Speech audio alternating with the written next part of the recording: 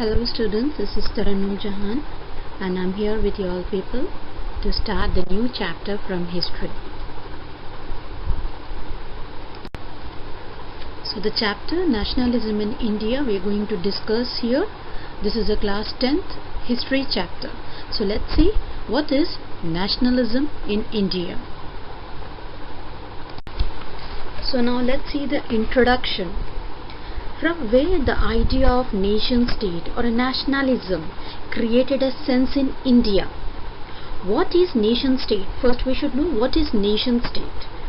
So nation state is nothing but where we have a common language, tradition, custom, in short a common collective identity. So what we are going to study in this chapter is the different movement that has been taken place in order to have a nationalism for India. From where this nationalism or patriotism arose in the Indian hearts. Nation state created a sense of common identity and belongingness. News, symbols, icons, new songs and ideas were arose in India. Now how did these conscience emerged in India? How? What made them think of having a nation state? So one common point for development of nationalism is the colonial one, because we were under the colonial rule. Now what is colonial rule? When one powerful country controls the other country is nothing but the colonialization. So anti-colonial movement, sense of being oppressed, provided and shared a bond to get a freedom from colonialism. So now what are we going to study in this chapter is nothing but the national movement under Mahatma Gandhi, civil disobedience movement before and after the situation, non-cooperation and issue related to it, how sense of collective belongingness was forget, and some related events we are going to discuss under this chapter. Each and everyone was dreaming to have a freedom from these Britishers, but the notion of each class varied in order to have freedom. Like peasants, they wanted to free from Britishers because of the forced labor, zamindars for high taxes. So the notion was different, but the ultimate objective was to free India from the Britishers. For this, people came united. Who brought all the people together to come united in order to fight against the Britishers was Mahatma Gandhi.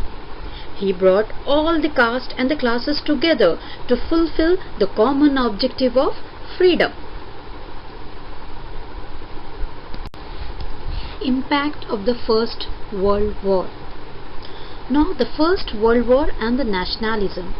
How did the First World War influence the India that rose to the feeling of nationalism in India? Let's see. First World War was fought between 1914 to 1918. First World War created a new economical and political situation. World War increased the defense expenditure. Defense expenditure in the sense for the arms to fight. Because of which they took loans on war, and because they have to pay back these loans, they have increased the taxation on the colonial people. Now who are these colonial people? That is nothing but the we people. We were the colony for the Britishers. When the taxes increased, the prices of the essential commodities also increased, because of which the people were suffering hardship. Supply of soldiers for the forced requirement, because of which the anger among the people widespreaded. Now what is forced requirement? It is nothing but, like I'll explain you, Indians were having nothing to do with the Germany, because this World War, the First World War was fought between the Britain, Germany and the other countries. We had nothing to do with this war. So the Indians were having nothing to do with the Germany.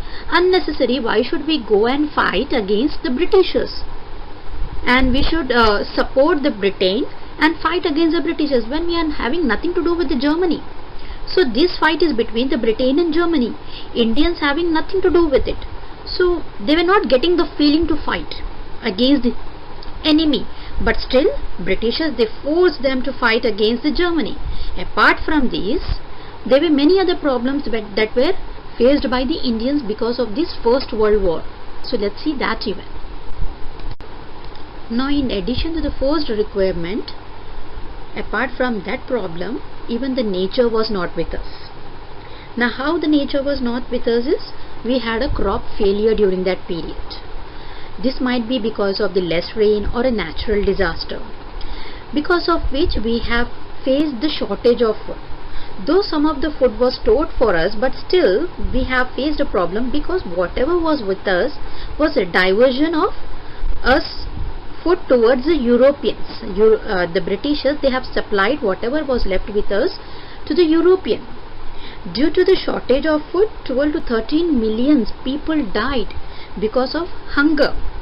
Moreover, we were also suffering with a widespread of epidemic and famines. Because of this, we had a negative impact on the Britishers and we became united, which led to the emergence of a new leader with new made struggles. And this new leader is nothing but Mahatma Gandhi.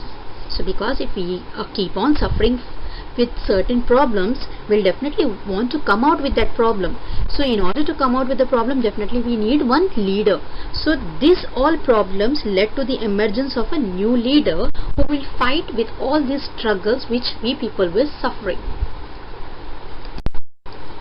Now, because of all the problems, the new leader has emerged. That is nothing but Mahatma Gandhi. Mahatma Gandhi returned to India in January 1915. First, after returning to India, he first saw the situation in India for the 1 year.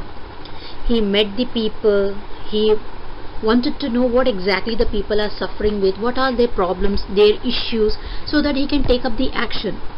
So for the first 1 year, he had done nothing. So he took the actions only in 1916. So now how he came back? He had come from South Africa, where he had successfully fought the racist regime. Even there in the South Africa, there were a color racist fight, black and white. So you have read this in your 9th standard. After learning about the injustice being done to the people in India even, so he came back and he came up with a new experiment called as Satyagraha. Now what is this Satyagraha? We'll discuss in the next slide. Now the idea of Satyagraha. First, in order to know this, we should know about what is Satyagraha. Satya is nothing but truth, and Agraha is to hold firm. It emphasized on the power of truth and the need to search for truth. This philosophy tells that in the cause, if the cause is true and the struggle is against injustice, then the physical force is not required to fight against the oppression. Oppressors should be persuaded to see the truth instead of being forced to accept the truth through the use of violence, because Gandhiji was against violence. He wanted to win over all this through non-violence. So Gandhiji believed this idea could unite the Indians. So he brought this idea of Satyagraha. And the first idea of this Satyagraha was experimented in many of the places. So we'll discuss about the first experiments of Satyagraha with non-violence. Now the first implementation of Satyagraha was in Champaran. It is a place in Bihar in 1916. In support of indigo planter against the oppressive plantation system, Gandhiji supported these people. Now what exactly happened? You should know the story behind this. When you cultivate indigo in the soil becomes infertile and you cannot grow any other crop over there. And the Britishers were forcing them to cultivate indigo to sell them in the Europe. But after the implementation of the synthetic dye, the Britishers, they told these people that now we don't need to cultivate indigo. But the problem was now that as they used to cultivate indigo on that soil, now the soil has become infertile. Now they cannot grow anything on that soil. Now what can they do now? For that, the Britishers were paying compensation but the compensation which was paid by the Britisher was very less. So the Gandhiji, he joined these peasants and he promised that I will make the Britishers pay more compensation. And the Britishers, they agreed and they paid. And this was the successful event and the successful experiment of Satyagraha. Without any violence, Gandhiji made the Britishers to pay more compensation. And there he also met the very good person, that is Dr. Rajendra Prasad. So this was the first experiment and the first meeting of the person, that is Dr. Rajendra Prasad, during this event. And the next one was, there was more events where the Gandhiji has went, and due to this Satyagraha, there was more successful events like the Kheda in Gujarat, and there were Ahmedabad in Gujarat in 1918, Kheda in Gujarat in 1917. So what exactly happened? So let's see a small story about this event. Here he met Vallabhbhai Patel, where in Kheda, Gujarat in 1917. Here he met Vallabhbhai Patel supporting the peasants who were affected by the crop failure. So here the Gandhiji was supporting the peasants who were suffering with the crop failure. An epidemic disease was there which was widely spread, that was plague over there. And the Britishers were asking them to pay the taxes, and these people were not in the situation to pay the taxes. So Gandhiji, they supported them and the Britishers agreed. And here again this experiment was successful, this experiment of Satyagraha with non-violence. Then again in Ahmedabad, Gujarat in 1918, this movement was not against the Britishers but our own people. Who were there? The owners of the cotton mills. The owner, they disagreed to pay the compensation to the workers as they were suffering with the disease which was an epidemic disease which was widely spread, and that was plague. So even here Gandhiji, he made them to pay the compensation among our people so that these people can live their life in this epidemic situation. So here even this event of Satyagraha with non-violence became successful. So this we can say that Gandhiji had a great success in all the above three situations. Now the next big move after the success of having the Satyagraha movement with the non-violence, now Gandhiji decided to launch a nationwide Satyagraha against the proposed Rowlatt Act. Now what is this Rowlatt Act? The Britishers, they passed a law where they can arrest any political leader on the suspicious order. But after the arrest, they will keep them 2 years for the 2 years in the jail, and after that the trial of the court will start. But as per the law, today's law, if we see that the moment the person has been arrested, within the 24 hours that person should be in front of the magistrate. He should be presented in front of the magistrate as per the law. But here they are saying that as the person has been arrested, first he will be sent to the jail for 2 years and later on the trial of the court will start. Gandhiji opposed this as an unjust law and he launched Hartal, Rowlatt Satyagraha. Date was decided and it was like 6th April 1919.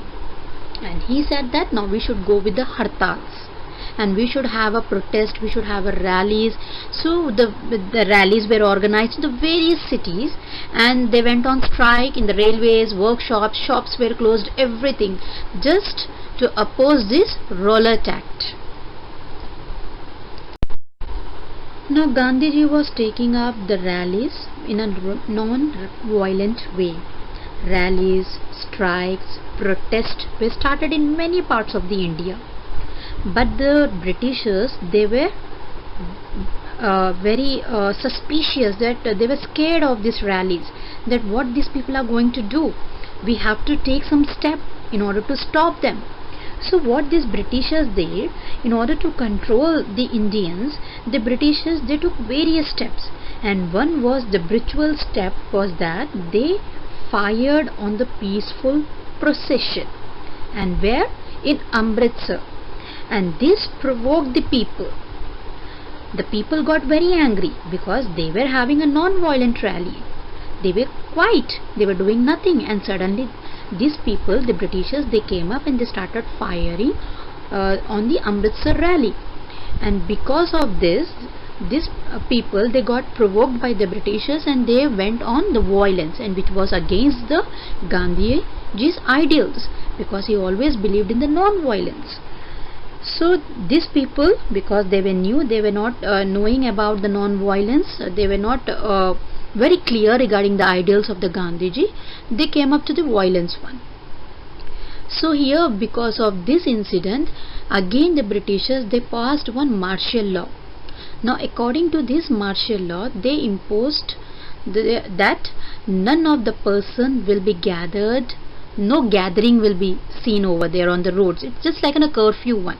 Martial law is nothing but a curfew where you cannot find any gatherings of the people. If they find any gathering, then the strict action will be taken as per the martial law. And this martial law was under the command of General Dyer. So now what exactly happened? This General Dyer is somewhere related to the Jallianwala Bagh incident even. So how it is been connected with the Jallianwala Bagh? See, each and every movement are being connected with each other. Like first Rowlatt Act, now the Jallianwala Bagh. There are many other events that have been interconnected with each other. So we'll discuss one by one.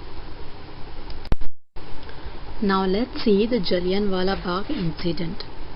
Violence due to the Rowlatt Act, Britishers imposed the martial law. Now what is martial law? Where the people, they cannot have a gathering, in short, curfew. And the command of this martial law was in the hands of General Dyer. Now what exactly happened? On 13th April, people gathered in Jallianwala Bagh to celebrate Baisakhi Fair, but it was taken as a protest by the Britishers. They were not aware of the Martial Act. General Dyer, who was the commander of the Martial Act, he closed the entrance door and fired on the crowd. Many people were killed due to this. Many people, like the women and the children, everyone were killed in this Jallianwala Bagh incident. Now as the news of Jallianwala Bagh spread, there were strikes, clashes with the police and the attacks on the government building. So here the people, they became violent, and now the Britishers, they got a free hand. It responded with a brutal repression of the protesters, because of which Gandhiji closed the Rowlatt Satyagraha movement. Now the people, limitations of the Rowlatt Act.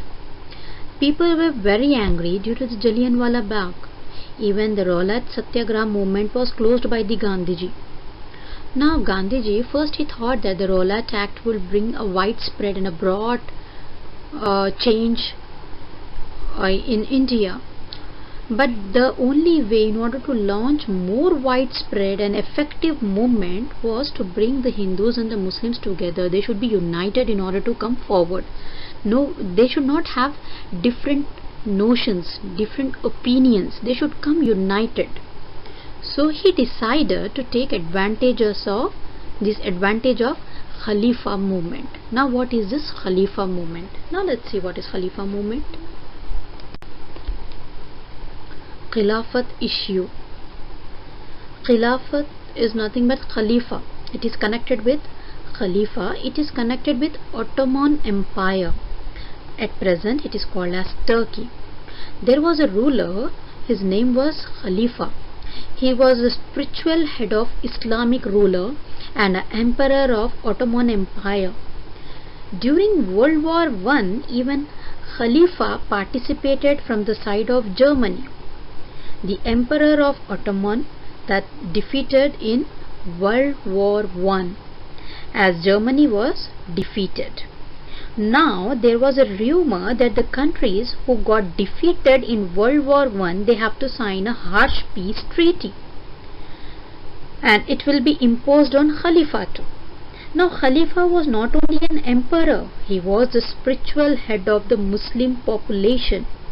If anyone impose harsh treaty on him, they are imposing the sentiments of Muslim population too, because of which all the world Muslims were angry on the Britishers. They thought that the Britishers were the winner side country and they are the one to impose the harsh treaty on Khalifa. Even the Muslims from the Indians were against the Britishers because of Khalifa, because of which Khilafat movement was started. For this, Khilafat committee was made in March 1919 in Bombay, which was headed by Muhammad Ali and Shaukat Ali and Gandhiji. Here the possibility of uniting was seen here, that is, uniting of Hindu and Muslim here. Now because here the people of different religion were uniting over here, Gandhiji, he wanted to take the advantage of it. So under the Calcutta session during the period of September 1920, he demanded for a non-corporation movement, and this was raised against the Britishers. So we can say that this three movement, what was this? The Jallianwala Bagh incident, the Khilafat movement and the Rowlatt Act. These three movements gave a base for the non-corporation movement, through which we can oppose against the Britishers and can have a Swaraj. Now what is non-corporation movement? Non-cooperation is nothing but that we are not going to cooperate with Britishers. Gandhiji in his book, that is Hind Swaraj, he stated that British rule in India is due to the cooperation of Indians. If Indians refuse to cooperate, Britishers will definitely collapse in India. Now how should it become a movement? It should unfold in the stages. Gandhiji said that we can create this non-corporation as a movement only if we fold this stage by stage, that is step by step. So now what Gandhiji said, that surrender all the titles that the Britishers are been giving to you. So in the same manner, even Rabindranath Tagore, one title was given to him, he returned that title. He refused to accept that title from the Britishers. So in the same manner, he said that we should step by step non-cooperate them. Without cooperating with them, we can collapse them. So he said that surrender of the titles that the government has been awarding you.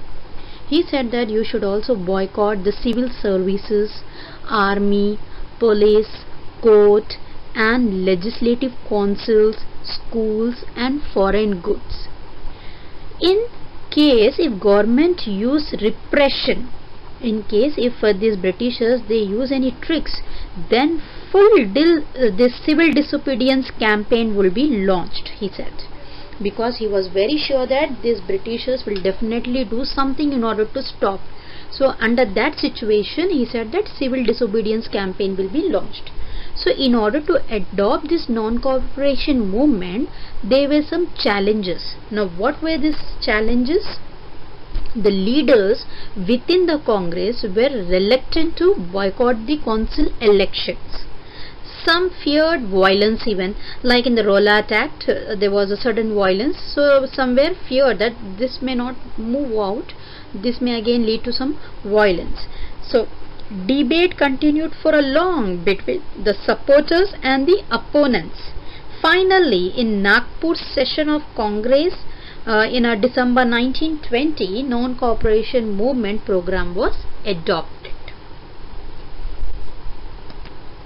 And this non-cooperation movement began in January 1921. Various social groups participated in this movement, each with its own specific aspiration. All of them responded to the call of Swaraj, but the term meant different things to different people. All the people were coming in order to join this movement with a different notion. All the people were not having the same opinion. With a different notion, these people were joining this Swaraj movement. Now let's see that who participated in this movement and why, with which notion and how these people participated. So non-corporation movement in a towns will discuss. Many people in the towns, tribes, all they participated for a Swaraj in non-corporation movement, but different notion and determination. First, let's see middle class participation. The middle class, the students, they left government schools and the colleges. Teachers and the headmasters, they resigned. Lawyers gave up their legal practices. Elections were boycotted. Justice Party, which was in Madras, that is in Tamil Nadu, at present it in Chennai. This party was recognized by the non-Brahmins. They did not boycotted the elections, because see, if some people are the supporters, some were opposed even. Many were opposing this movement even. So among them, these were the one party which was opposing the non-corporation movement. They felt that they can gain power through participating in the council of elections now. They were having a different opinion. They have not participated in the non-corporation movement. The Justice Party, who were there in the Madras, at present it is in Tamil Nadu, Chennai side. So how it affected the economy? Foreign goods were boycotted, like how when the corporation movement was going smoothly, foreign goods were boycotted. Liquor shops were picketed. Picketed is nothing but like closed or damaged or fired. They were just picking up the things from there and just putting upon fire. Import of the foreign cloth halved. They have completely boycotted the importing of the foreign cloth. So by 1921 to 1922, if we see that there was a production of 102 crores, and because of the boycotting it has been reduced to 57 crores. This also led to the reason that where the production of the Indian textile increased, because now we are boycotting all the foreign goods, importing the foreign goods, everything. So the production of the Indian textile increased. So this movement came up as a successful one till now. If we see that the town people, that yes, the production of the Indian textile increased just because of the boycotting.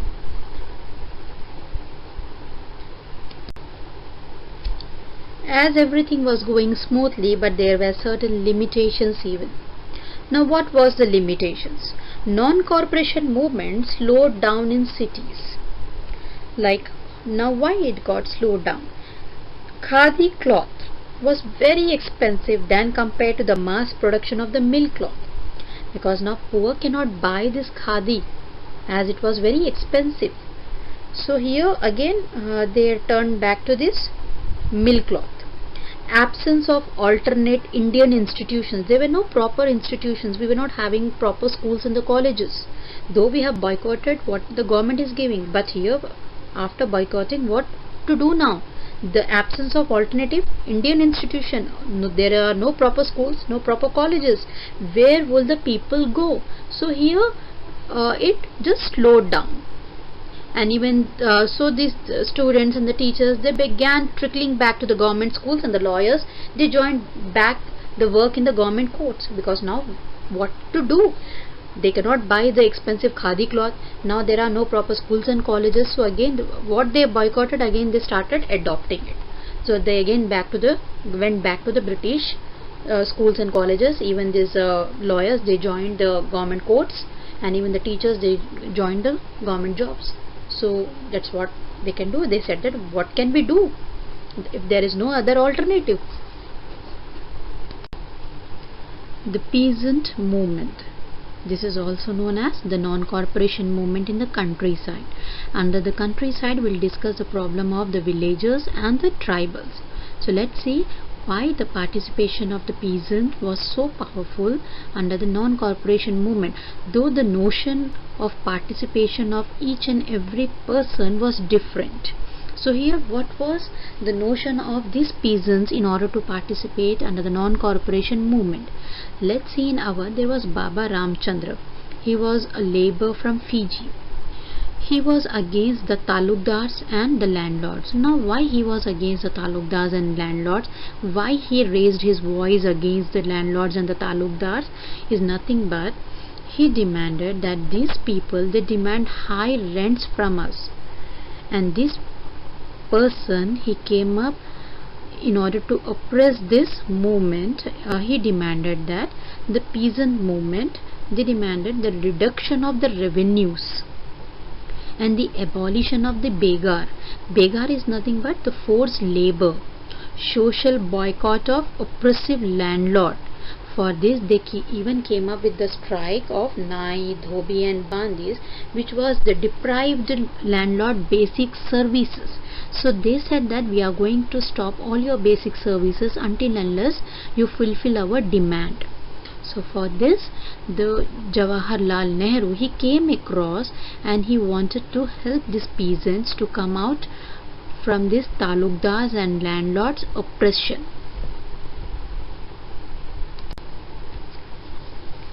In June 1920, Jawaharlal Nehru, he started the Oud Kisan Sabha, and within a month over 300 branches were set up in the various villages in order to help these peasants from the talukdar and landlords for charging the high taxes of and even the high rent.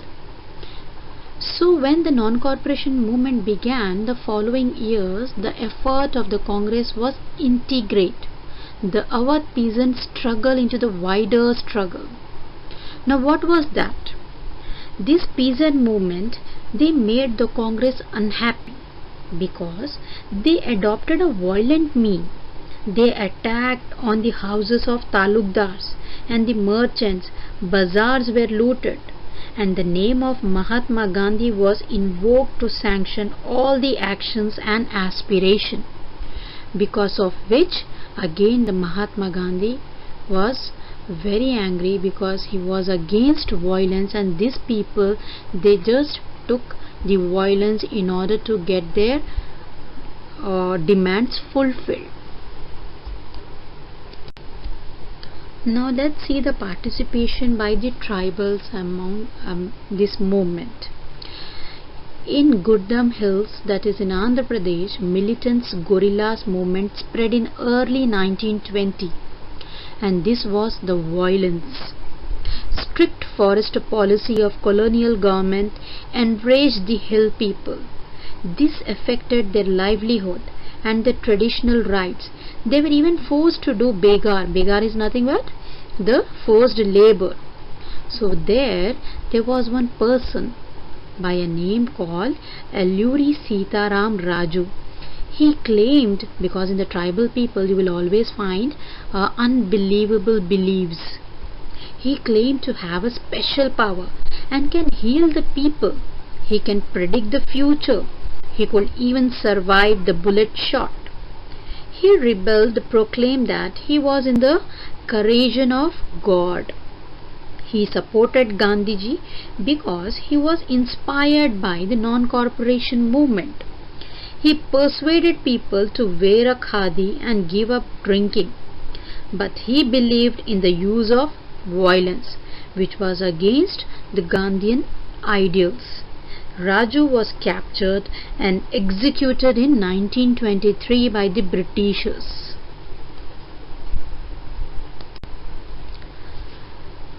Non-corporation movement in the plantation field. Plantation workers had their own notion of Swaraj. According to them, they wanted to move freely because they were bound laborers for the Britishers, and they were not freely moved from one place to another place as per their will. They can move only with the permission of the Britishers. So here they wanted to move freely in and out of the confined space where they are doing their plantation work. Without the permission, they can move here and there, and they can even move to the places from where they have come from. But this permission was not granted by the Britishers to these plantation workers. So this Inland Immigration Act of 1859 was passed by the Britishers, where these Britishers, they does not give any permission in order to leave the tea garden without the permission of the Britishers. So these plantation workers were not allowed to move freely from here to there without the permission of the government. They were bounded laborers of the Britishers. So they participated in the non-corporation movement because they wanted to move freely. So each and everyone's notion was completely different. Like the peasants, they wanted to reduce their taxes and their rents. Plantation, they wanted to move freely. So everyone is having the different notion, but the objective is same. In order to have a Swaraj India, they wanted to free India from the Britishers. They just wanted these Britishers to move out from India. So now what exactly happened in National Corporation movement was called as Gandhi Raj, and all these workers were headed towards. Now what they thought that now this Gandhi Raj has come, now we can move freely, because the Gandhiji has brought some non-corporation movement. As per this non-corporation movement, he is coming against the Britishers. They are opposing the rules and regulations which have been made by these Britishers. So now the Gandhiji has this Gandhi Raj has come, so now we can move freely. So because due to the belief of this Gandhi Raj, they moved out without the permission of the Britishers. Now what exactly happened? Though they have moved out from the plantation field, they could not reach the destination for what they have moved out. Now why they could not reach the destination? Because they were caught by the police in the middle and they were brutally beaten up by these Britishers.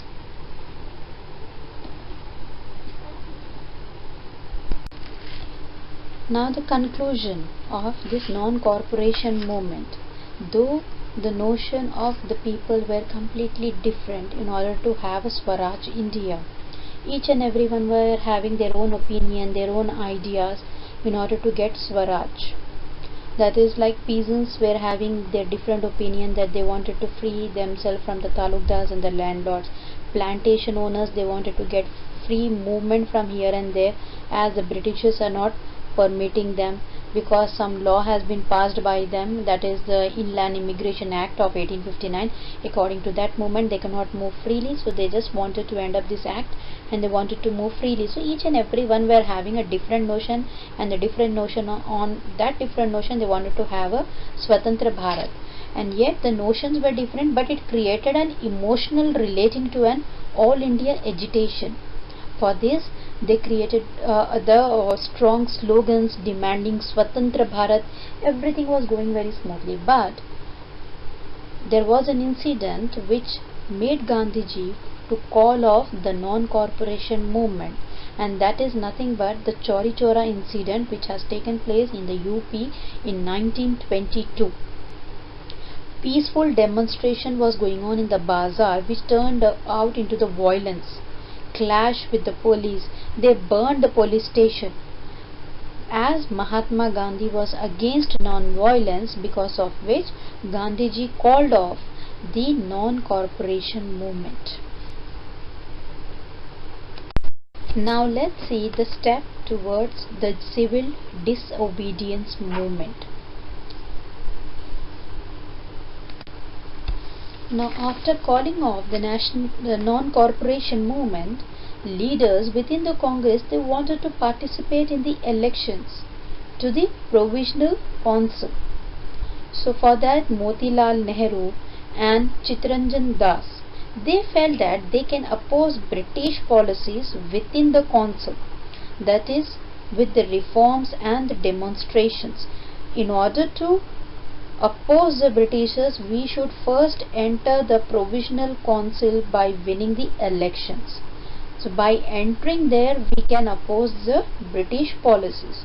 So they formed the Swaraj Party in order to participate in the elections. But some young and the radical leaders within the Congress had other notion, like leaders such as Jawaharlal Nehru and Subhash Chandra Bose. They were having some different notion in order to oppose these Britishers. Now the two factors that shaped Indian politics during this period was the World Economic Depression in 1929 and the agricultural crisis, that is nothing but the rural distress. Economy was completely down. Production was not at all getting the required amount, because of which the peasants were suffering. And the second one was the Simon Commission, which has been taken place in 1928. This Simon Commission, it was headed by Sir John Simon, given the task to craft the Indian Constitution, and it was greeted by all the party with the slogan, "Go back Simon." Reacting to this Viceroy, Lord Irwin, he offered the Dominion status. Now what is this Dominion status? Is nothing but like you will have a full autonomy. You be a leader, you do whatever you want, you can have your own leader, make your own constitution, do whatever you want in your country, but it should be headed by the crown king, that is the Britishers. Whatever you want to do, it should be headed the leader, or without headed by the crown one, that is that whatever you do without our permission, you are not supposed to do. You can have your own leader over here, do your economy, do your business, everything. So this Irwin, he was a smart person. He came up, in order to take up the situation in the hand, he gave an offer to the Indians, and that offer is nothing but the Dominion status. And according to the Dominion status, you will have the complete autonomy to do whatever you want, but it should be headed by the Britishers. And he even offered a round table conference where they can have a discussion for the future of the constitution in October 1929. But what exactly happened is, this Jawaharlal Nehru, the young leaders during that period, the young leaders of the Congress, this Jawaharlal Nehru and the Subhash Chandra Bose, they refused the round table conference discussion which was given as a opportunity by Lord Irwin. He said that we are not going to accept this dominant status, and we are not going to accept your round table conference. And everywhere there was a slogan as "Go back Simon." Now what exactly this Simon came over here is, this Simon had a committee, and all this committee was set up, and they were given a task in order to write the constitution for India. Now why these people were angry with, the committee was not having any Indian people in that. None of the Indian people was sitting in that committee, and they were writing the constitution for the Indians. That is the reason the Indians got very angry that none of the Indian is been taken into consideration, and you all the Britishers are going to sit and write the constitution for India. So they opposed this, and very strongly they opposed, and they said that "Go back Simon, you are not supposed to craft any kind of a constitution for us unless the committee is of Indian people." Now, as we have discussed earlier, that the Jawaharlal Nehru and the Subhash Chandra Bose, they have rejected the offer given by this Viceroy Irwin. He had given the offer of Dominion status, and even the round table conference, which was rejected by Jawaharlal Nehru and Subhash Chandra Bose. And after that they became more assertive, and they opposed the constitution system within the framework of the British Dominion. And in December 1929, Lahore session, which was under this, Jawaharlal Nehru became the president of the Lahore session. Jawaharlal Nehru passed a resolution demanding Purna Swaraj, which is nothing but full independence. It was declared that on 26th January 1930 we will celebrate the Independent Day, but for our destiny it was not achieved. So Gandhiji had another idea to go with civil disobedience movement. The Salt March and the civil disobedience movement. Because of the Salt March, the civil disobedience movement was started. Now let's see what is Salt March. This is also called as the Dandi March. Mahatma Gandhi opposed the taxes which was imposed by the Britishers. This is a basic necessity which is naturally available. Even on that the Britishers are imposing the taxes. Why only salt was taken by the Gandhiji? Because it was consumed by the rich and the poor alike, and it is an essential food item.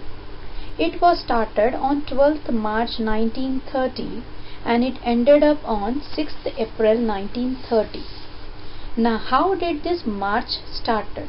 Mahatma Gandhi first he wrote a letter to Lord Irwin having 11 demands, and that has to be fulfilled by the Britishers by 11th March.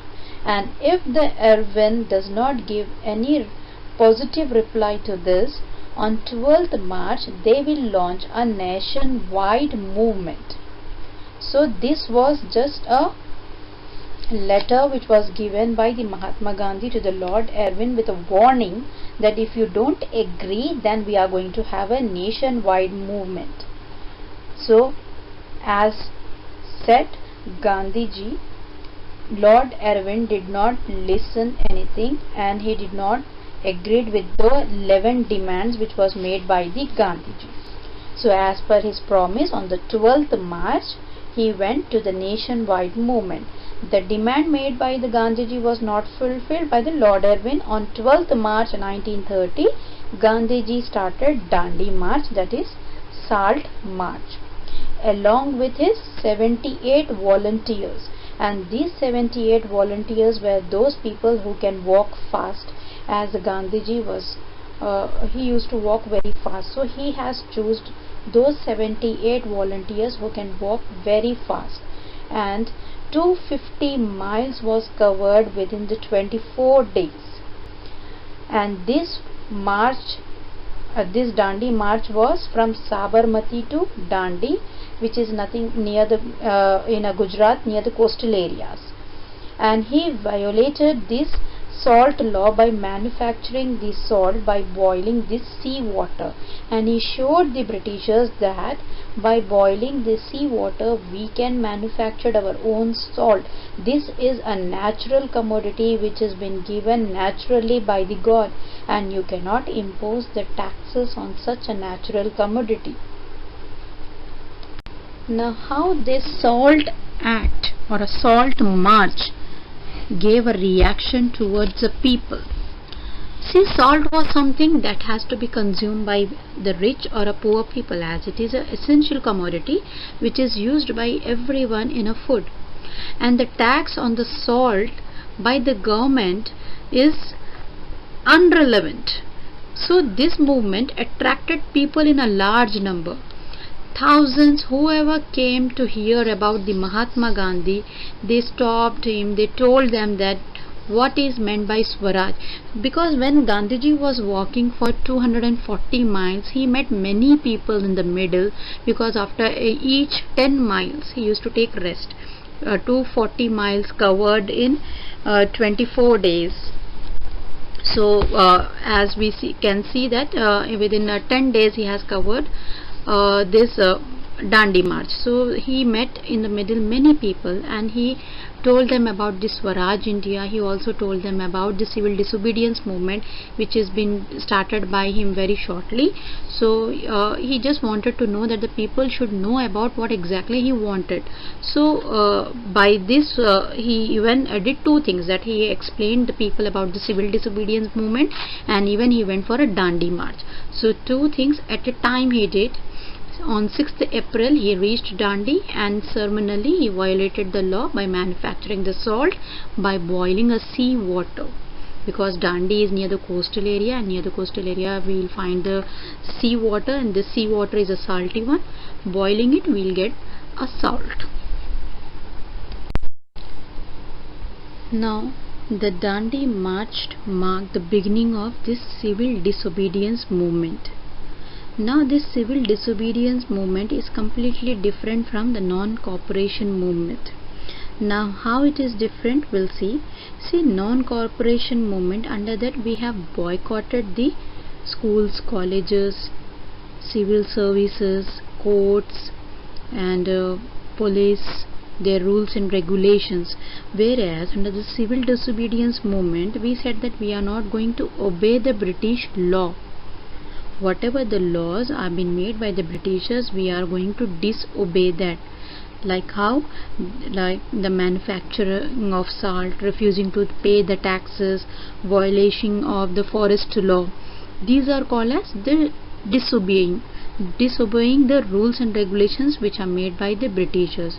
In short, we can say that the breaking of the rules, whatever the rules will be made by the Britishers, will be break by the Indians under the civil disobedience movement.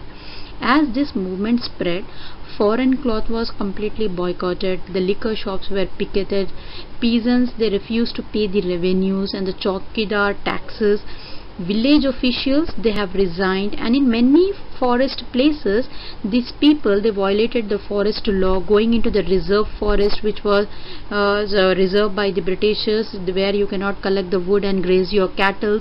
So all these rules were completely broken down by these peasants, the tribal people. This worried the English people, that is the British people, and they began arresting the Congress leader one by one, because these are the people who has provoked these people in order to follow the disobedience movement, to break the rules which have been made by the Britishers. For this, now these Britishers they took up the step in order to arrest the leaders, those who are provoking these people to follow the disobedience movement. When now the Britishers they have taken a step in order to arrest the leaders, they led to a violent clashes in many places. When Abdul Ghaffar Khan was arrested by the Britishers, he was called as a devoted disciple of the Mahatma Gandhi ji toward the side of this Lahore, Peshawar. He was a devoted disciple of Mahatma Gandhi. Just because of the arrest of the Abdul Ghaffar, many people near the Peshawar side they got very angry, and they came on the road, on the streets, and they started demonstrating against the Britishers. They were facing the armed cars and the police firing. Many were killed just when the Abdul Ghaffar Khan was arrested by the Britisher. Then a month later, when the Mahatma Gandhi ji himself was arrested, industrial workers in Sholapur they attacked the police post, municipal buildings, law courts, whichever was all the structure which symbolizes the Britishers were completely destroyed by these protesters. A frightened government they responded with the policy of brutal repression. Peaceful satyagrahis were attacked, women and the children were beaten up by these Britishers, and under this protest, because of the arrest of the Abdul Ghaffar Khan and the Mahatma Gandhi, around 1 lakh people were arrested by the Britishers. In such a situation, Gandhiji once again called off the movement. The movement of civil disobedience movement was called off by the Mahatma Gandhiji, because now these people had become violent, and he always believed in the non-violence. Because of their arrest, and they became violated to all the people became violated because of the arrest of the Abdul Ghaffar Khan and Mahatma Gandhi. Now after the call off of civil disobedience movement, Gandhiji met with the Irvin Pact on 5th March 1931. He came up with a pact, a negotiation, an agreement with Irvin. He went to the London for a second round table conference in London in 1931. There Gandhiji was disappointed, as they did not agree to what Gandhiji was saying. When he returned, he saw all the leaders were re-arrested. Bhagat Singh was hanged to death. After seeing all this, he relaunched civil disobedience movement. But now it did not got that much support, because the people they lost the momentum on Gandhiji, because whenever we come up with a violence, whenever we raise a voice against the Britisher, this Gandhiji he just call off all the movements back, like how he has called the non-cooperation movement, then again now he is calling off this civil disobedience movement and again relaunching it back. So this civil disobedience movement did not got that much support, because now the people were very disappointed by the Gandhiji, because every time he does the same thing, that he just call off the movements. So again he'll bring this movement, again he'll call off because of some other reason, that we have come to the violence or some killing. So this relaunching of the civil disobedience movement does not got much support by the people, like how the last time the people they participated in the movement by hook and crook, but this time the support was not as it was before.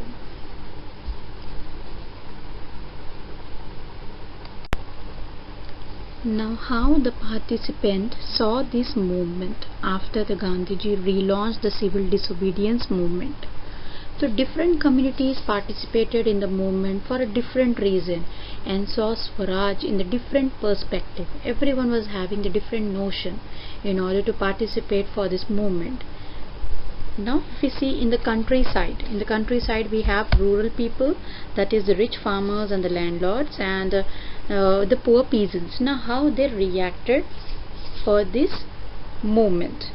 So here in the countryside, the rich peasant committee, they began to produce of the producers of the commercial crops were very hard hit by the trade depression, and the prices of the goods, that is essential commodities, were decreasing and the revenues were increasing. They have to pay more taxes, and whatever the prices, whatever the productions they were doing under the commercial crops, the prices of that agriculture goods were decreasing. For this, the refusal of the government to reduce the revenue demand led to the widespread resentment. These rich peasants, they became enthusiastic supporters of the civil disobedience movement, organizing their communities, at the time forcing the reluctant member to participate in the boycott program. But after the Gandhiji call of the civil disobedience movement, they were deeply disappointed by Gandhiji, as this movement was called off in 1931. They said that they believe that without any revenue rates being revised, and without any agricultural goods prices have been increased, this civil disobedience movement has done nothing for them, and Gandhiji has called off this movement in 1931. So when again this 1932, when Gandhiji relaunched the civil disobedience movement, these people, they refused to participate in this, because when earlier when they participated in this movement, they got nothing, none of the demands were fulfilled. So this time they have refused to participate. Many thought that this movement is giving nothing to us, so they were not that much enthusiastic in order to participate in this movement. In the same way, if we see in the countryside, that is the poor peasants, even they were having certain demands, that and they were having an eye on the civil disobedience movement, that by certainly this movement will definitely change their future. But many of them were the small tenants cultivating the lands. They have rented from landlords. As the depression continued and the cash incomes dwindled, the small tenants found it difficult to pay their rent. They wanted the unpaid rent to be towards the landlord to be remitted. It should be washed out.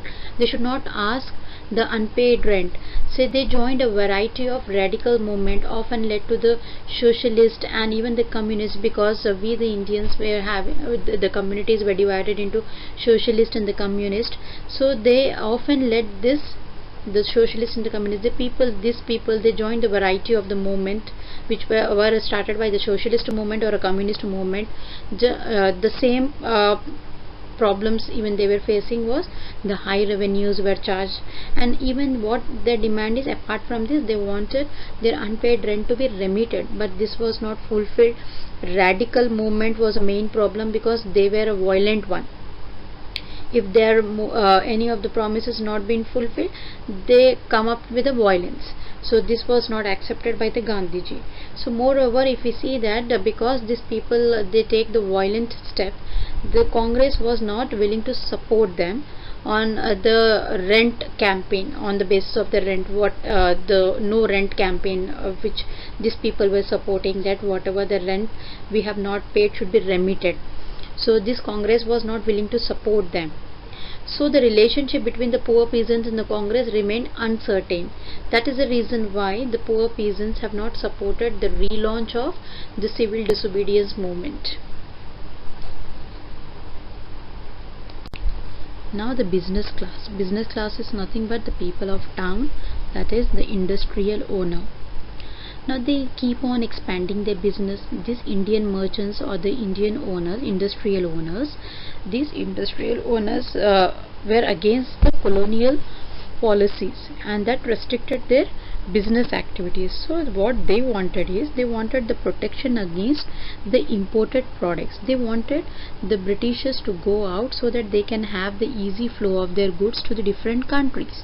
To organize a business interest, they formed the Indian Industries and the Commercial Congress in 1920, and they have even launched the FICCI. This organization was started by the industrial owner, which is called as the Federation of the Industrial Chambers of Commerce and the Industries. This was started by this industrial owner, and such kind of many organizations were opened by this industrial owner. And this industrial owner were also the financer for the Congress party, because in order to run the elections or in order to start any of the movements, you need finance, and these people were the financer to the Congress party. And they were having many hopes with this Congress party that they will definitely do something. But after the round table, the second round table conference was failed, when the Gandhiji went for a second round table, which was very disappointed. After that, they lost complete hopes on Gandhiji. And when Gandhiji relaunched the civil disobedience movement, they were not interested in order to support this movement, because when they supported at first, they got nothing. Without fulfilling any of their demands, Gandhiji just called off the civil disobedience movement. So each and every person was now against the Gandhiji, and they just don't want to support any movement, because every time when we supported the movement, he just called off. So they were having such kind of a belief that every time when we support, he just called off the movement. So now they just don't want to support any movement. So they did not show any kind of interest when it was relaunched.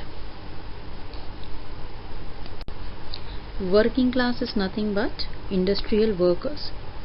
Now the industrial workers, they were against the industrial owners. They were just opposite of two poles, opposite poles we can say, because see here, labor always demand for low working hours and high paid wages should be paid to them with low working hours. But this industrial owner, they want high working hours with a low paid wages. So always their views and their opinions are different to each other. That is the reason why here we can see that there is always the owners versus these workers. So they don't agree to each other's points. So here these workers, they were not against the Britishers, they were against the owners, because they wanted that the working hours should be reduced and their wages should be increased. And by participating with the Gandhian era, Gandhian views, Congress views, they thought that this civil disobedience movement is going to give them something in return. They will be abide by these rules and regulations which are made by the industrial owner. Their working hours will be reduced and the wages will be increased. But without doing anything, the Gandhiji has called off the civil disobedience movement. But when it was relaunched by the Gandhiji in 1931, these peasants, this industrial worker, they have not showed any interest. They did not supported this movement because they did not got anything when they first supported this movement. So in this way, even these people, the industrial worker, was also disappointed by the Gandhiji for calling off the civil disobedience movement. Now let's see the limitations of civil disobedience movement. Now what were the limitations? Here each and every person were having their different views. Congress views regarding Dalits was completely different than the other leaders in the Congress party. Congress was a Brahmins dominating party, and they believed that if we include Dalit in civil disobedience movement, then the other leader of the Congress, who are of high caste, may not like it. So they were in the confusion whether to include or not. In the same manner, Gandhiji idea of the upliftment of Harijan was completely different with the other leaders. Like Gandhiji was having a different viewpoint with Harijans. According to Gandhiji, they were Harijans. Harijans is nothing but children of God. So he opposed the view of other high caste leaders of Congress views that not including the Dalits and Harijans in civil disobedience movement. He said that if you continue to have this kind of discrimination on the caste basis, then it may take more than 100 years to get independence in India. So he took many steps to remove the caste discrimination by cleaning the toilets by himself. Now, how it has changed to the limitation, this caste discrimination, because different people were having different views of Dalits to include in civil disobedience movement, because of which there were debates in the parties. Many were against this, which created a tension, and the desired result on the civil disobedience movement was not available. Even Dalits, now they were feeling eliminated. They started organizing themselves by asking reserve seats in education, legislative council. These demands were against for the Congress leader, who were against them in order to include them in civil disobedience movements. So now who were against them? This Congress leader. So that is the reason why we could not see much support of Dalit in the civil disobedience movement. So that is the reason why this has become the limitation in civil disobedience movement. Now let's see the limitation created in the civil disobedience movement by the Muslims. So what exactly happened? The first biggest reason for the limitations in the civil disobedience movement was the religious organization. By 1932, with the civil disobedience movement, people became very active. Like, the atmosphere of suspicious and distrust between the Hindus and Muslims arose much. Hindus were having the Mahasabha. They were having Mahasabha, Hindu Mahasabha for Hindus, and the Muslim League for Muslims. So in this way they created an organization, their committees, which were working only for the particular religion. So main objective was to come in a united way. What was the main objective of civil disobedience movement? Is to come in a united way. But here this thing is not being fulfilled. But here what is happening? The civil disobedience movement, it slowed down. These negotiations of making a religious based organization led to the violence, and again the violence is against the Gandhiji's ideal. So this is not fulfilling the diversity, or you can say what exactly the civil disobedience wanted is a unity among the Hindus and Muslims and other religion, but this was not fulfilled by this religious organization, and situation was not under the control, because now the people over here in the religious organization, they became violent. And whatever the negotiations these people were having a debate on any of the organization, any of the committee, they used to get violent in this. So the situation was not under the control.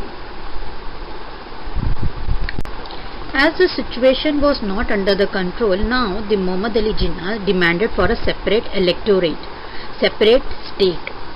But the Congress party wanted to control the situation. But they went, in order to control the situation, they went with the number of negotiations, discussions, debates. They tried to explain that we all are known for the diversity, but you are disturbing that. They even told that as a Muslim population, we will give you separate reserved seats to the state like West Bengal, Bangladesh and Pakistan, because here majority of the Muslims were staying over there. That is the reason why they said that whichever place majority of the Muslims are there, there will give you the reserved seats to the state. But what exactly happened? There was one leader in the Congress, that is Mr. Jayakar. He opposed this negotiation of the reserve seats. So here we can see that these two leaders were not united in their viewpoints, because here many of the Congress leaders, they after sitting with the negotiation, they agreed that we'll give you the reserve seats. But here again Mr. Jayakar came and he said that I oppose this negotiation of giving a reserve seat to the Muslim, and he said that I don't like this negotiation, and everything was cancelled, and whatever the negotiation was going on was completely failed. So this is what the reason we can say that the Muslims were not having much support in the civil disobedience movement. So this is the reason why we can say that this was a limitation under the civil disobedience movement. These points have been explained to you in the previous slides under the Muslims. Now let's see the sense of collective belonging. Now how did the sense of collective belonging emerged? This emerged by the experience of united struggle. Though we Indians were from the different states, but we were unitedly fighting for the struggle against the Britishers. This shows the sense of collective belonging. Even through the cultural processes like history was same, fictions, folk songs, popular prints and the symbols, everything of our India was same. So with this traditional and culture we bounded towards the collective belonging.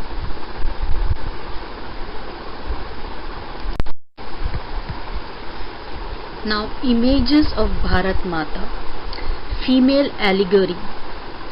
See, whenever the country fought for the independence, they portrayed their nation in the form of female allegory, and you have seen this in the previous chapters too. So as the Indians also they portrayed an imaginary allegory of woman called as Bharat Mata, through which we convey our national feelings and love for the country. And the first image of Bharat Mata was made by Bankim Chandra Chattopadhyay. Bankim Chandra Chattopadhyay, he was the first person to create the image of Bharat Mata, and after creating the image he also wrote Vande Mataram on the image, because during that period the Swadeshi movement, this term of Vande Mataram was used as a song on, and they used to sing this song. That is the reason why when he portrayed this picture of Bharat Mata he wrote Vande Mataram on it. Then the next image was created by Abanindranath Tagore. He created the image as a saint, that is nothing but the ascetic figure which shows the calm, composed, divine and spiritual, showing the spirituality image connected to religion.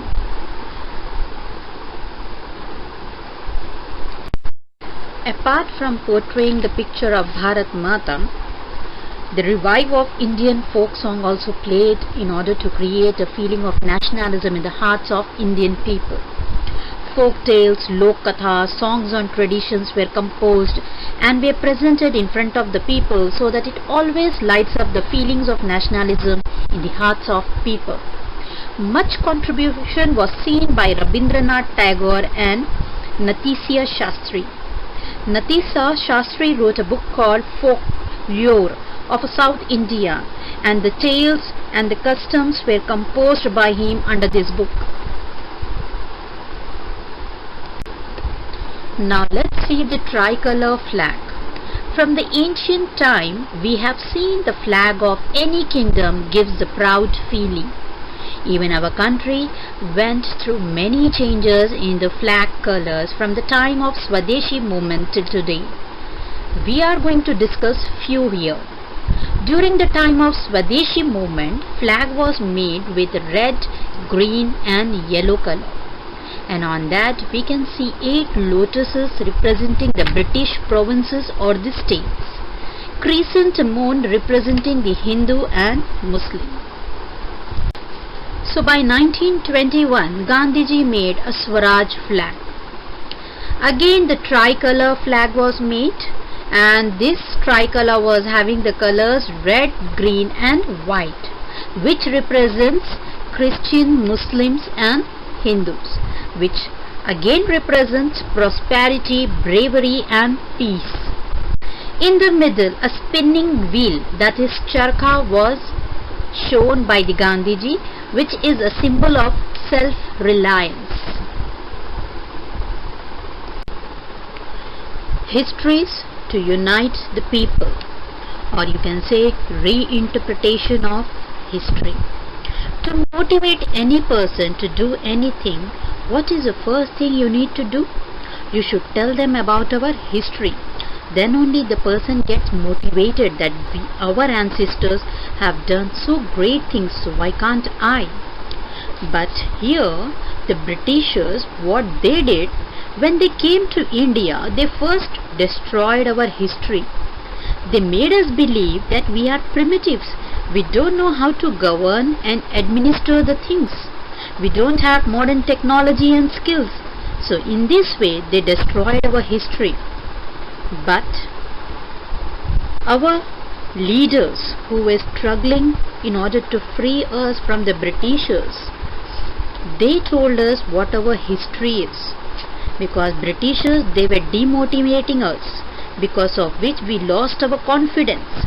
So these, our leaders, they worked hard to regenerate the sense of pride in us. They showed the importance of our art and culture. In this way, leaders, they reinterpret our history so that we can unite and struggle against the Britishers. Now let's see the conclusion of this chapter. What do you conclude after reading the whole chapter? We can see that the growing anger against the colonial government brought together various groups and the classes of Indians into a common struggle for a freedom in the first half of the 20th century. However, different expectations of a diverse groups pose a constant threat to the unity. The Congress, under the leadership of Mahatma Gandhi, tried to channel the people's suffering into an organized and the united movement for the independence.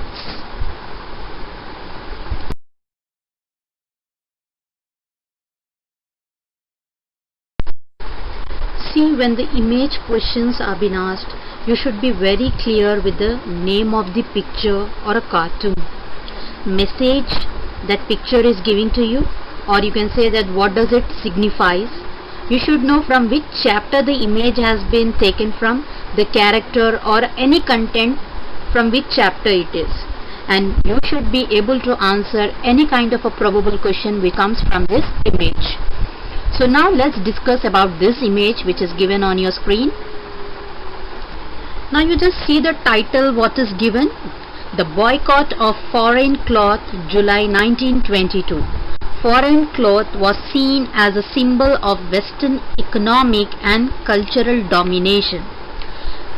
If only the image has been given and the title has not been given to you, you may get confused at what exactly this image is showing. See, if you see the image clearly, you can see even one flag holding person and several Muslim people over standing there. So you may get confused with the Khilafat movement. But here you can even see a big charkha over there. Okay, so with this you can understand that having a charkha over there, this is a movement which is talking about the boycott of the foreign goods. So be clear with the images, study the image very carefully and try to answer the questions which are being asked as a multiple choice to you. So this image symbolizes the boycott of foreign cloth.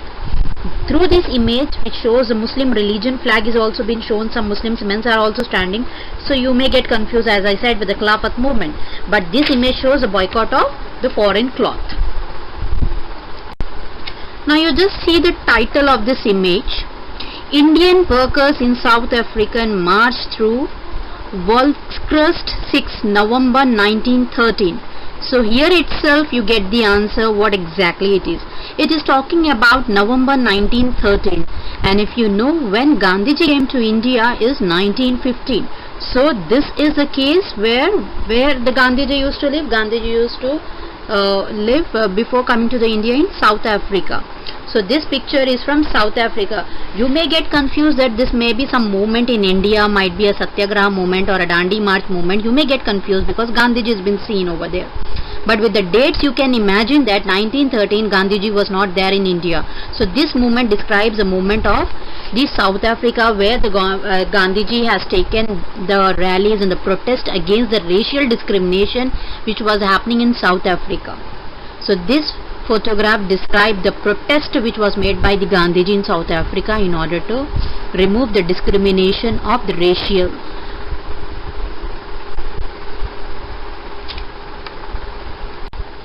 Now see this image carefully and see the title.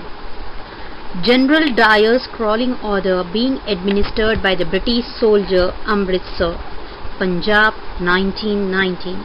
Now what exactly happened in 1919? Recall it. 1919 is nothing but the Jallianwala Bagh incident. and it is in Amritsar street, which has been shown under this picture, and the General Dyer is on the march past over there looking after the martial law. So this picture describes about the Jallianwala Bagh incident. Now see this image, and with the heading you can understand what exactly this image is talking about. Chauri Chaura 1922. At Chauri Chaura in Gorakhpur, a peaceful demonstration in bazaar turned into a violent clash with the police. Hearing of the incident, Mahatma Gandhi called a halt to the non-corporation movement. So this picture is describing about the two movements, that is one, the Chauri Chaura incident, and calling of the non-corporation movement. What exactly happened? During the Chauri Chaura incident, that is 1922, police station was burned by the Indians because they were having a peaceful demonstration rally. On that, the British police, they have attacked and they have fired them and killed many of them brutally, because of which this non-violent demonstration turned into a violent one. Because of this, Gandhiji called off non-corporation movement.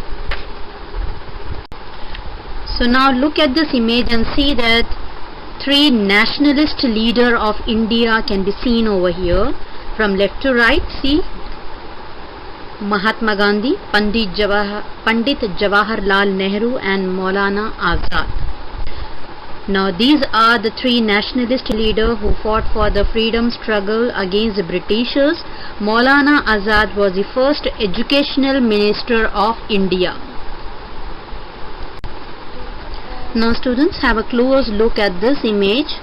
This image is having certain great leaders sitting who were fighting for a nationalism in India. They were taking a struggle in order to have a freedom for India. So here see the title, Meeting of Congress Leader at Allahabad 1931. So here under this image we can have a close look at Mahatma Gandhi. We can even see Bal Gangadhar Tilak, Sardar Vallabhbhai Patel, Jawaharlal Nehru and Subhash Chandra Bose. So these people are sitting, and what kind of a meeting is this in 1931? Which meeting held at Allahabad? It is nothing but civil disobedience movement. Now students, let's see this image closely. What does this image describe? This image describes about the abolition of the SALT Act. So here, even with the title, you can understand the Dandi March. During the SALT March, Mahatma Gandhi was accompanied by 78 volunteers on the way. They were joined by 1,000. As you remember that he has written a letter to the General Irwin, and he said that within 11 days, if you are not listening to what I said, then on the 12th of March, I will go for a nationwide movement, and this was the nationwide movement, that was the Dandi March for the abolition of the salt tax. Now see carefully this image and see the title, Women's Join Nationalist Position. Now here, women's joined the national position is nothing but women's participated in the civil disobedience movement. In the history of Indian national movement, women for the first time they came out of their homes to participate in this civil disobedience movement. So this picture describes about the same movement where the women are coming out for the first time in order to participate in the civil disobedience movement. Now children, just have a close look at this picture. Here in this picture you can see Bal Gangadhar Tilak standing in a beautiful frame. This frame gives you the hints what exactly this picture symbolizes. This picture symbolizes the unity figure. Now how? Now if you see Bal Gangadhar Tilak is holding a Gita in his hand, and you can even see the borders of this image where you can see the image of masjid, you can see the image of temple there, Gurudwara and even church. That means all the religions are in one frame. That is the reason why we say that this picture symbolizes the symbol of unity. Now let's see one more image. This image is of Bharat Mata, and this has been painted by Abhindranath Tagore. And here this symbolizes power and authority. How can we say that this symbolizes the power and authority? You can see that the Bharat Mata is holding a trishul, and here you can see lion, elephant, which signifies power and authority. So with this painting we can say that this painting symbolizes power and authority. The Bharat Mata is symbolizing power and authority.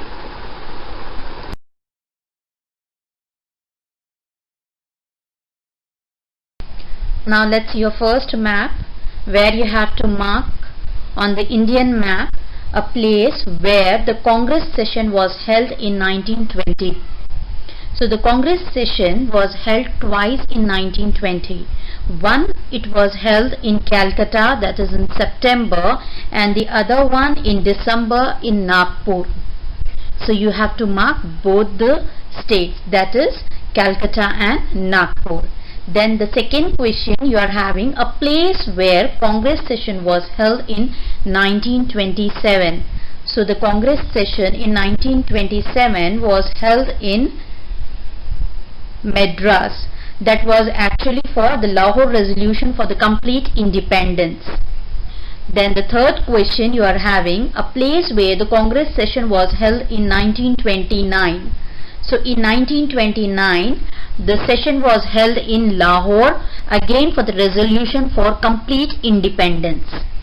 Then the fourth question you are having is where the place where the first session of Indian National Congress was held in 1885. So the answer is Bombay. Now this is what your second map, and the questions that can come, it has been already marked. You just see the questions which can come. The first is a place associated with calling of non-corporation movement. So where it was? At Chauri Chaura.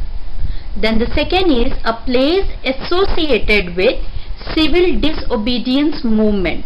It is nothing but Dandi. Then the third is a place associated with the movement of indigo planter. Where did it happen? Champaran.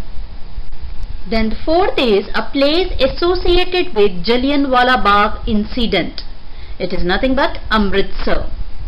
Then the fifth is a place associated with peasant satyagraha. Where did it happen? Kheda. Then the sixth is a place associated with cotton mill worker satyagraha. Where did it took place? Ahmedabad.